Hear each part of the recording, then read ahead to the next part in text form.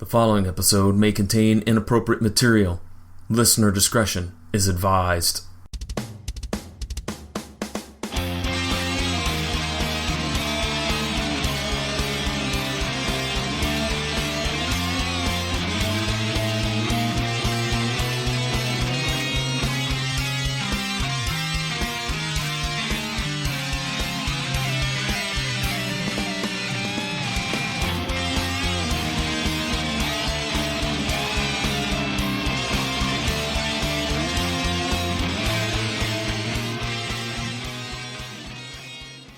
Hello, everybody. Welcome to another episode of Matt. I can't do it.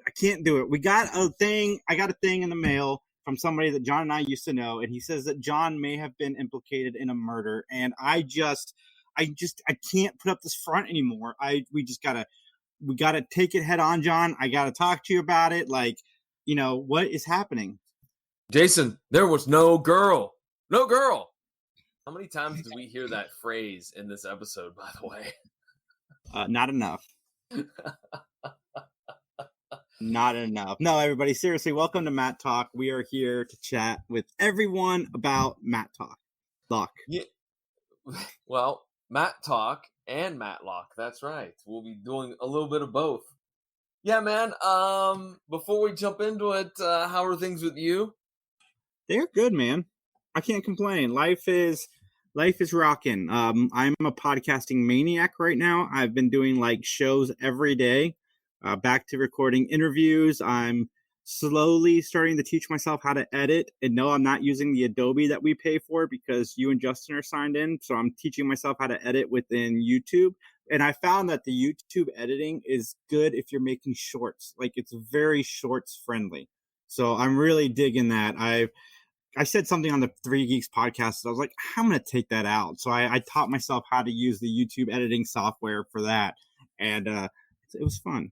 And I got engaged to my forever fiance because I don't actually intend to get married, but we are engaged. So wait a minute. Time out. You're forever fiance, but you're not getting married? I asked her to be my forever person. I didn't actually propose marriage. I said, will you be my forever person? And we're going to do something down the road. But, for personal reasons, neither one of us ever really want to get married again. I've done it twice. I don't want to do it a third time. So, we're committed to each other. Okay. Her kids call me dad or stepfather. And I was like, I should put a ring on it. So I put a ring on it. Okay. Well, congrats. Thanks, man. I said congratulations via Facebook when the news dropped. I'm just doing it here for the first time vocally and verbally. I know. You did it where it mattered, Facebook. Yes. You know what? Things with me are good too. It's been a frustrating week a little bit. You know how it is. You hate when technology doesn't work, right? And last night's live Facebook broadcast, I was not home. I set it up to go, and for some odd reason, it didn't play. So I feel frustrated about that. But other than that, I can't complain, man. And I'll just say real quick, you should have let me know that you wanted to use Adobe. I would have logged out. I haven't used it in a while, so. Oh, I don't mind. Like I said, the Facebook really seems to be friendly for doing shorts. It's dumb people friendly. So that's where I need to start, I think. All right. Well, with that, ladies and gentlemen, boy, do we have an episode for you on Mattalk. So, Jason, shall we just go ahead and jump on into it? We shall, my friend. We shall.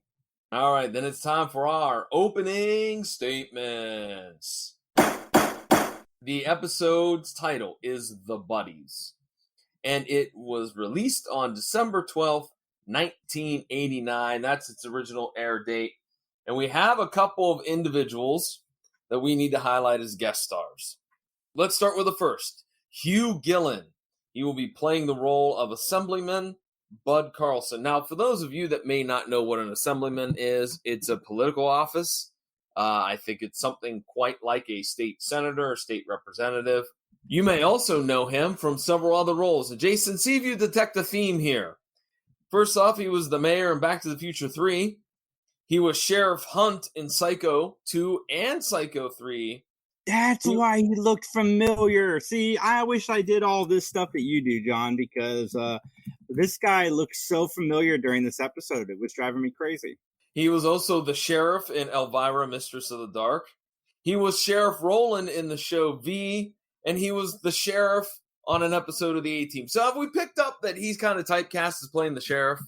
Yes, sheriff, mayor, guy. All right, let's talk about another individual. How about Arnold Johnson? He will be playing the role of Calvin Stokes. You may also know him from his other roles, such as the Fixer in My Demon Lover, George Hutch Hutton on Sanford and Son, Cull in the movie Shaft, Grandpapa in the movie Menace to Society. And this has got to be, Jason, the greatest name for a character I think we've ever seen doing this podcast. He also played the role of drunk/wino/bum on Hill Street Blues. Nice. I think they missed junkie. If they'd gotten that term in there, then we'd have them all, wouldn't we? Absolutely. All right, another gentleman you might know, Fritz Weaver is another guest star. He plays Pastor James Hubert. You may also know him as Hugo Merrick on All My Children, Captain Cooley on Magnum P.I., the original series, John Reynolds in the Thomas Crown Affair, the 1999 version, and Astaroth on Friday the 13th, the series, Jason. Do you know anything about that Astaroth guy or character? I don't. It's been a minute since I've watched it, but it was a good show. It was a precursor to like Buffy. It has more of a Buffy and Charmed vibe. It has nothing to do with Jason Voorhees. Okay. And our last guest star is George Coe, who will be playing the role of Dr. Lucas Sinclair. He also played the role of Jim O'Connor in the movie Kramer versus Kramer. He was also General Watson in the movie Remo Williams, The Adventure Begins. He's done a lot of voiceover work on several Star Wars projects and was the voice of Wheeljack in Transformers Dark of the Moon. So how about that? A lot of voiceover work for Mr. Coe. Yeah, man. He was also in Smallville. And one of my favorites, Two Guys, a Girl, in a Pizza Place. Was Two Guys, a Girl, in a Pizza Place, was that was Ryan Reynolds' jumping off point, right? Ryan Reynolds. It was Nathan Fillion's first project, I believe. Okay. Yeah, a good series. All right. Well, with that being said, Jason, we've covered our guest stars. Shall we move along? We shall, my friend, we shall. Then you know what I got to do. I got to ask you a question. Are you able to give me an opinion, your opinion, and solely your opinion, so help you? I do. Then it's time to testify. All right, the plot of this episode of Mattalk is that on his deathbed, one of Ben's close friends begs him to reopen a case, suspecting that another friend of theirs might be a killer. We go to the opening scene, which is an old picture of a gang of pals, and clearly they were on a hunting trip from the attire they were wearing and the shotguns that they had. And then we cut to a funeral for Daniel Kingsley, a.k.a. DB, and I had to chuckle. Okay, traditionally you're supposed to wear black to a funeral. Not if you're Ben Mattalk. Oh no, you can't part with the white suit, can you? No, you cannot. He stuck out like a sore thumb, man. Come on. They know. I mean, they've known him for so many years. I think they said, what, 30 years or something? Yeah, they know Ben is coming and representing that suit. Like, he probably wore that suit when they went camping. Well, after the funeral, Ben chats with his friends and invites them to dinner. So we cut to the courtroom where right before Ben's ready to take his spot at the table, DB's daughter comes in and has a mystery envelope for Ben. And Ben starts reading the letter, and it talks about the hunting trip from 55, that Ben was not there. And this is the letter the DB narrates, by the way, and he says that the guys were drinking, they picked up a hitchhiker, a beautiful, cute blonde girl.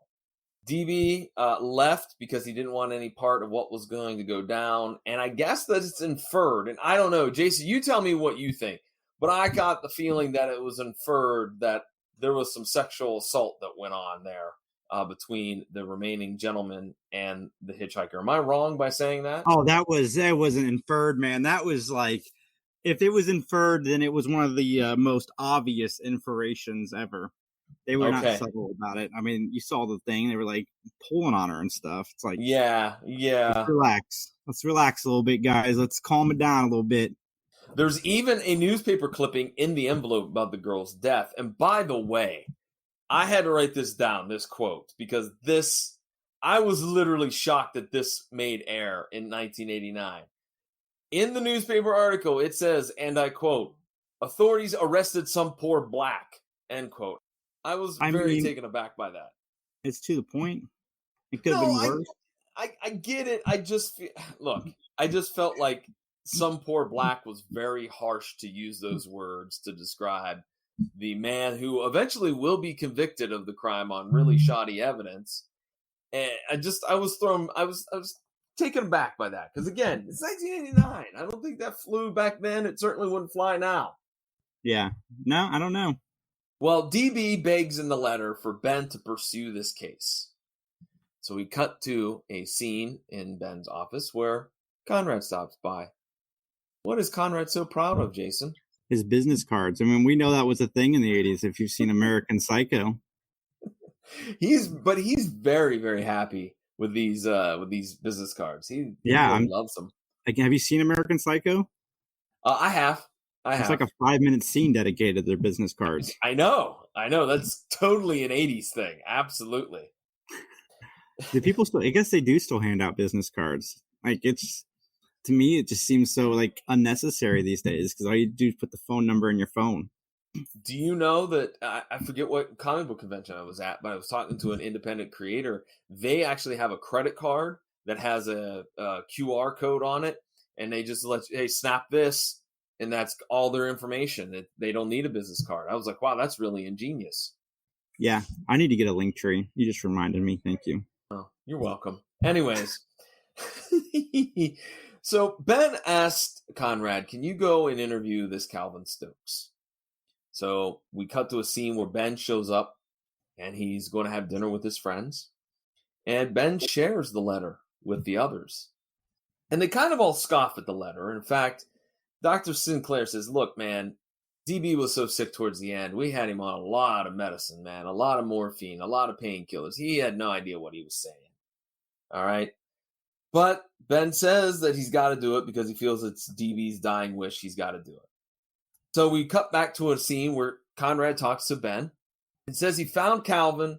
Calvin still lives in Echo Lake and really wants nothing to do with the case. And so Ben says, okay, and gets in his car and kaboom! The car explodes. But don't worry, folks, don't worry. Conrad rescues Ben just in the nick of time. All right, Jason, you texted me and said you didn't tell me there were explosions in this episode. This explosion was better than the one I think in season 2 or 3. Yeah, it was, and I do have a gripe about it, but we have to let this episode kind of unfold a little bit more before I get to my gripe, okay? So Ben is recuperating at his office, and I like how he was like moping around, like, oh, my head. I thought that was very comical. Bob Brooks is there. He's on the case. Ben tells Bob, I have no idea who would want to kill me.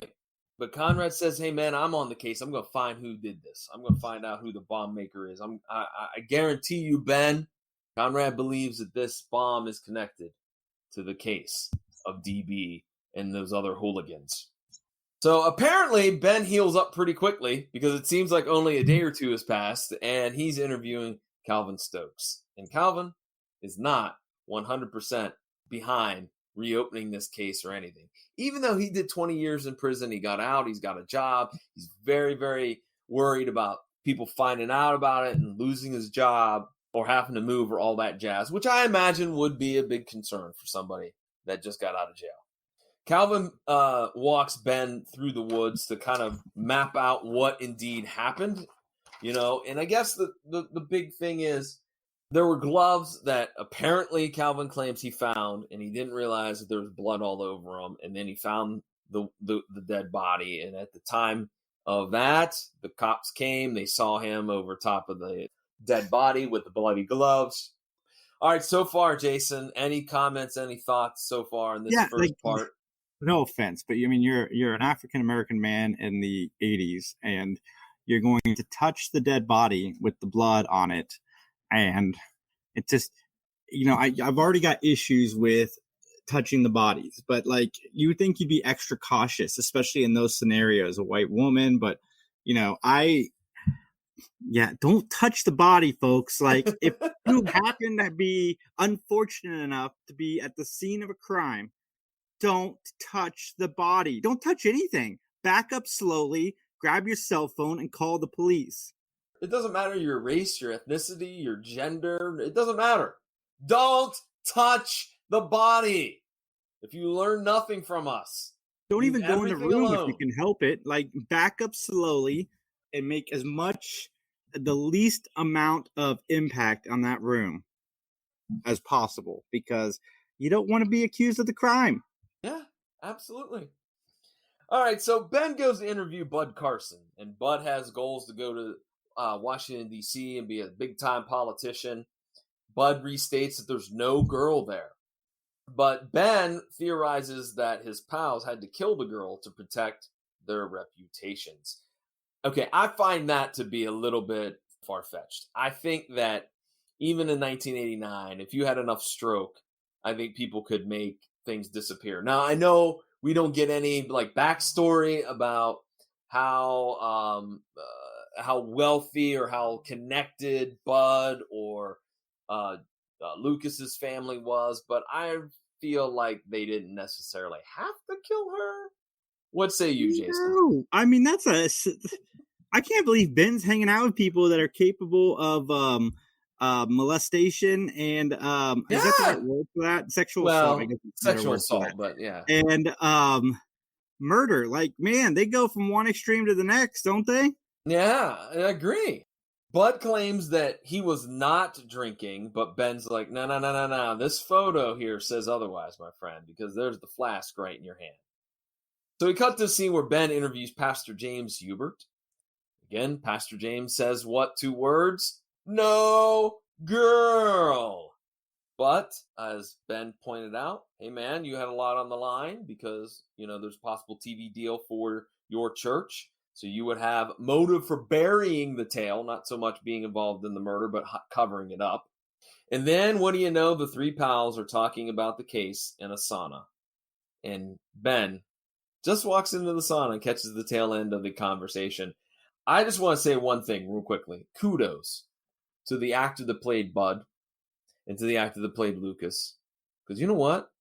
They're showing you what it's really like in a sauna. They were shirtless, man. They were topless. What the hell is Ben doing? He had like a full freaking robe on. Like, dude, you don't wear the robe into the sauna. I mean, I've never been in a sauna, but I know that that's what you do. You go in there in your birthday suit or at least in underwear. I think he was on the other side of the sauna listening in. I don't think he came in. I think he was leaving. Really? Mm-hmm. You know what? I never thought about that. Maybe he was already in there. They came in, they started gabbing. It's steamy in there. You can't tell. Oh, that's a good catch, man. Maybe he was leaving. Good point on that. Yeah, he heard that they were going to be that the guy had to make a phone call. Maybe he eavesdropped on that. Oh, okay. All right. Like, I'm gonna beat them there.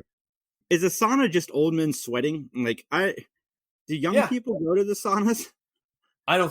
I think back in the day, yes. I think young people went because saunas were all over television. They were a thing, I think back then, yes. Nowadays, I don't think saunas are a thing anymore. Yeah, it's more like cryo. I think is what the youngins use. The Freezing. youngins, the youngins do the cryo stuff. Yeah. We don't the cryo. We gotta be cold. Well, I'm just saying Andy could have taken the shirt off and matched some of the other guys. That's all I'm saying, You want me to take my shirt off? Pay me extra. Still, Andy could have made it a little more realistic. But, anywho, so Ben goes to interview Lucas, and again, Lucas says, what 2 words, Jason? I don't remember. No girl. Oh, yeah, no girl. No girl. No girl. There was no girl there. I was hoping that when I pitched that to you, you'd go, Mamma Mia? Wait, no. I thought in the sauna, Ben had acknowledged that because they talked about the girl. That's a good point. I don't remember. I don't remember that. I'd have to go back and check my notes on that. I didn't write that down. I mean, they're just, I don't know. They seem to be just really, really driving home the point, and that is the best defense they have. There was no girl there. All right, Conrad's hanging at a bar, and he gets into a little altercation with some big dude, and he meets the bomb maker in the alley. Bomb maker goes, dude, look, I can't tell you who I worked on the bomb for. I just basically, I create the detonator. All right, I take the phone call, I get the order, I don't ever meet anybody. I go and leave it out somewhere by a trash can. They pick it up, bada bing, bada boom. That's how the deal's done. The money's transferred to me. But he does ID the car. He was like, the car was a brown Mercedes. All right, here's where I'm gonna rant for a moment. I hate this whole, like, as it was cool, Jason, that we had an explosion. I don't understand. It doesn't really fit into this storyline. At Like I least I said, feel. these guys go from extremes, man. And the guy wanted to get rid of Ben because Ben was looking into him. He knows Ben's a good detective. But I'm just saying, like, they didn't really follow up. I don't care if somebody took a shot at Ben and they missed him with a gun, or they went to strangle him and he escaped, or this idea of killing Ben just doesn't fit in this episode. I know there's plenty of motive, but it feels like it was shoehorned in. I don't know. I didn't get that feeling from it, but I don't know how like nonchalant a car bomb is if you're trying to eliminate somebody so people aren't investigating. To me, that seems like you're asking for people to investigate you. I mean, the best way to take out Ben is to poison a hot dog. Yeah, there you go. There you go. Absolutely. Either that or poison his shoe shine polish, because he's always shining his shoes. So that could be a way.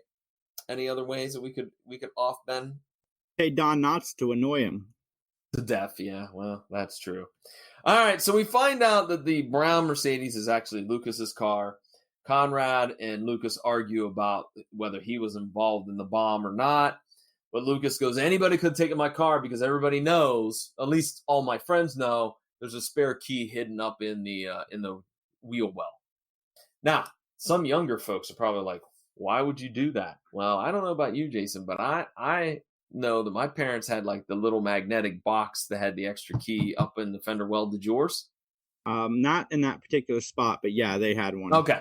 They had one. They had the extra key. We even had the house key hidden. We had a house key hidden. So if we got accidentally locked out, we could still get in to one of the doors because we had one key made. Did you have that This as is well? realistic. Like I'm watching TV shows now, and people have the thing in the visor above at the car. Like that's where they keep their keys. It's like, do people do that in real life? To me, that's stupider. I think to me, I think the only thing that I used to wonder about as a kid is what happens if that little metal box doesn't, what happens if it gets knocked loose and then you lose your key? Which I don't think means that somebody's going to steal your car, because that's going to be a needle in the haystack to find. But yeah, I often wondered that, but it's something we did, man. We had a key hidden for the house and a key hidden for the car. It's how you rolled in the 80s. Yeah.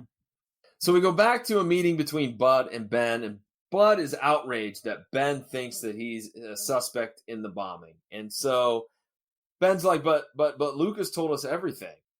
And Bud goes, I didn't kill the girl because you know why?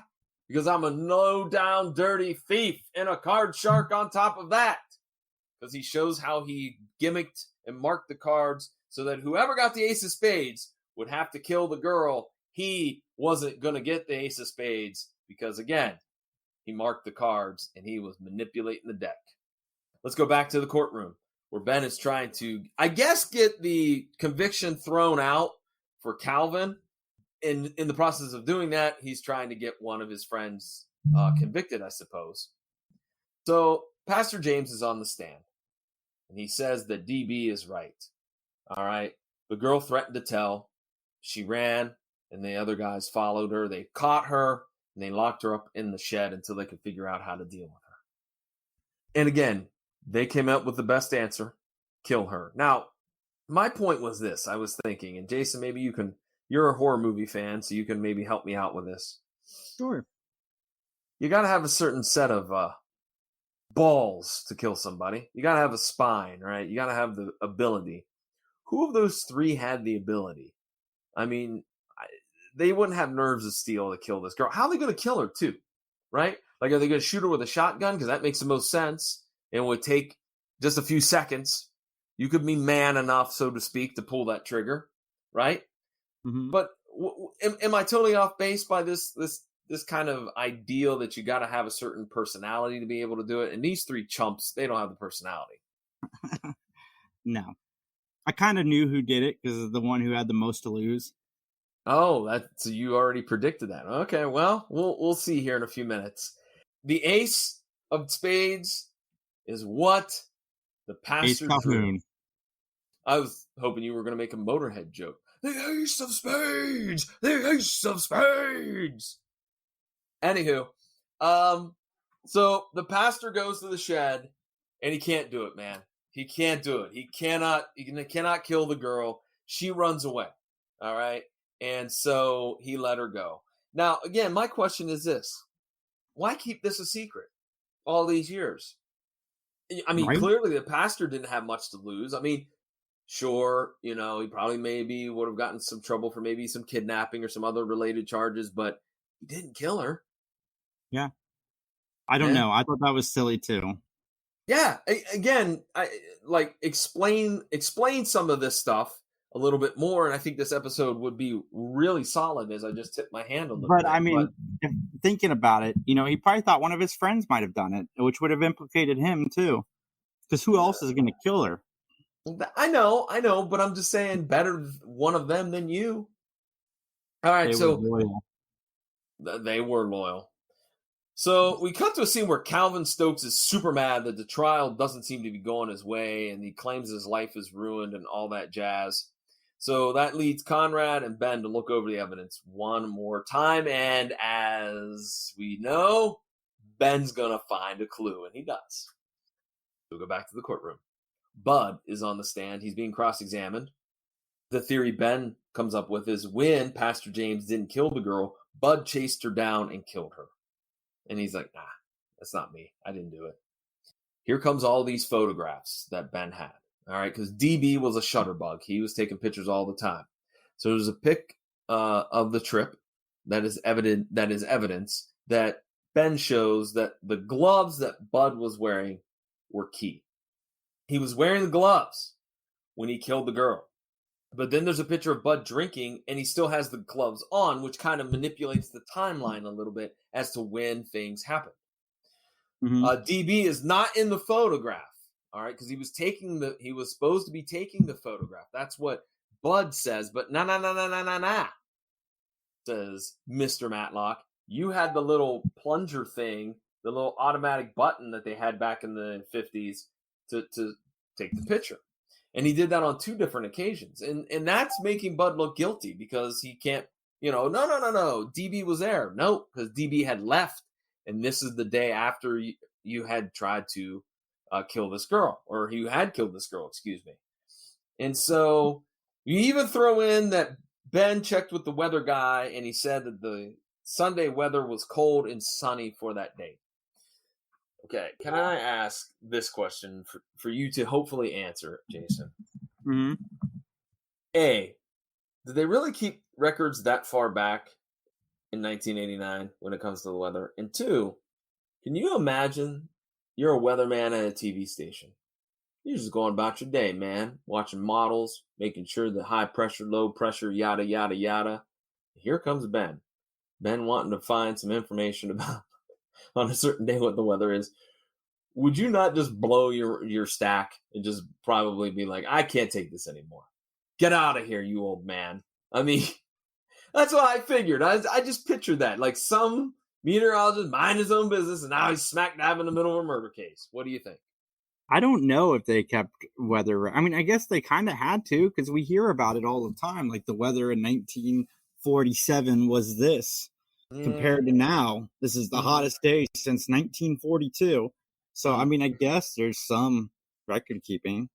Yeah, I guess, but Bud is still on the stand, and he was looking like he was having a heart attack in this scene. Like, he really did. Like, I was like, man, if he keels over on the stand, that would be killer.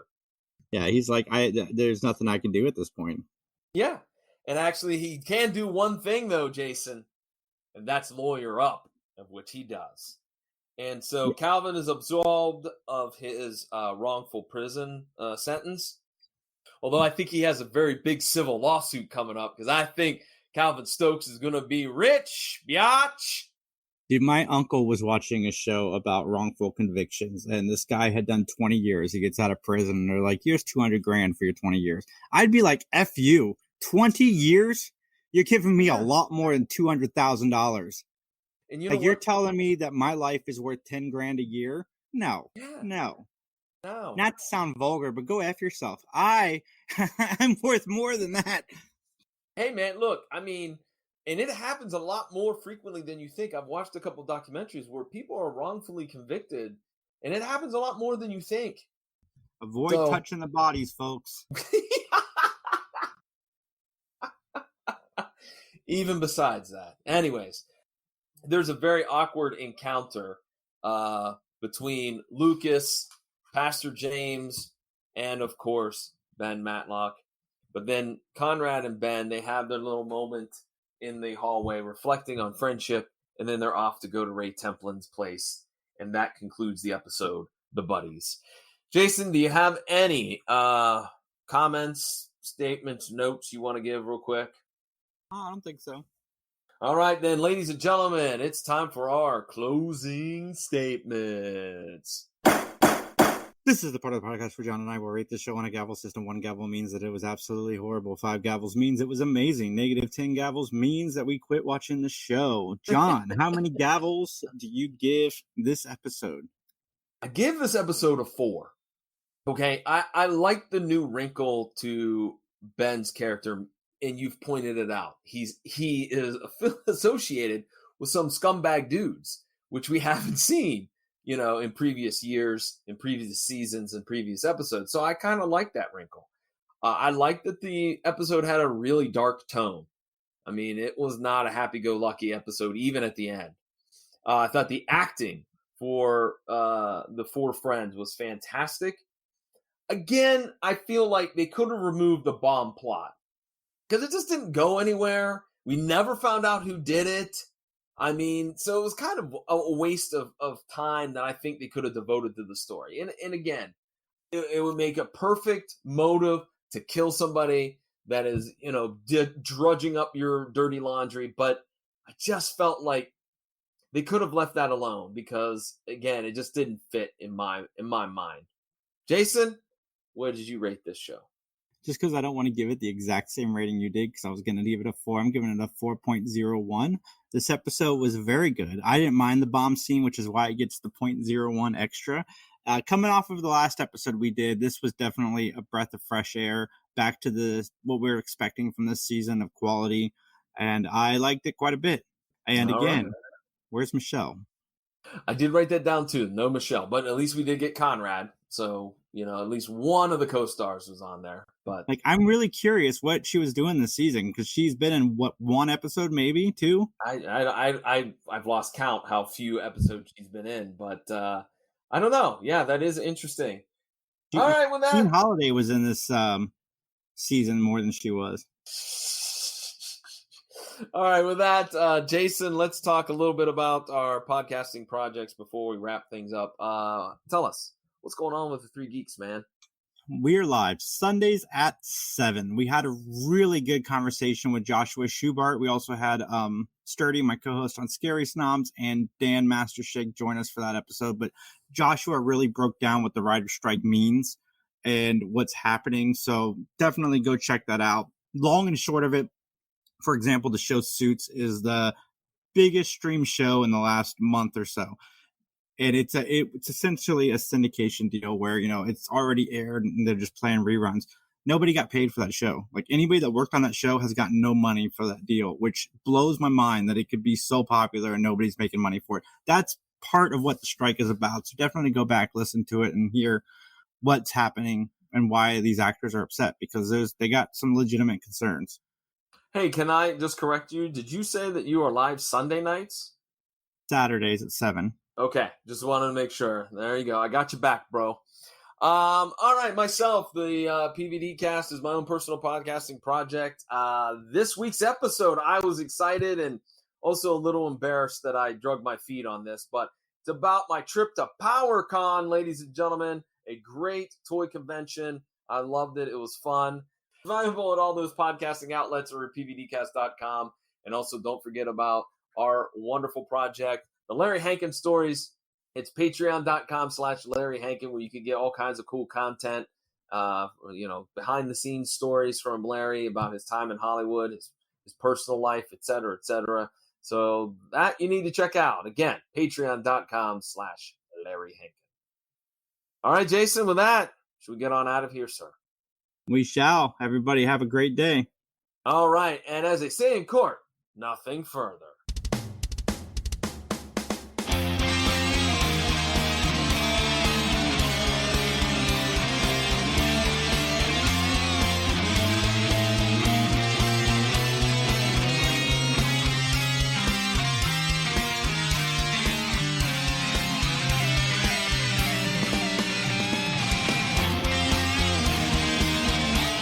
The following is a joint production of the Three Geeks Podcast and John Orlando Enterprises, LLC. Copyright 2023.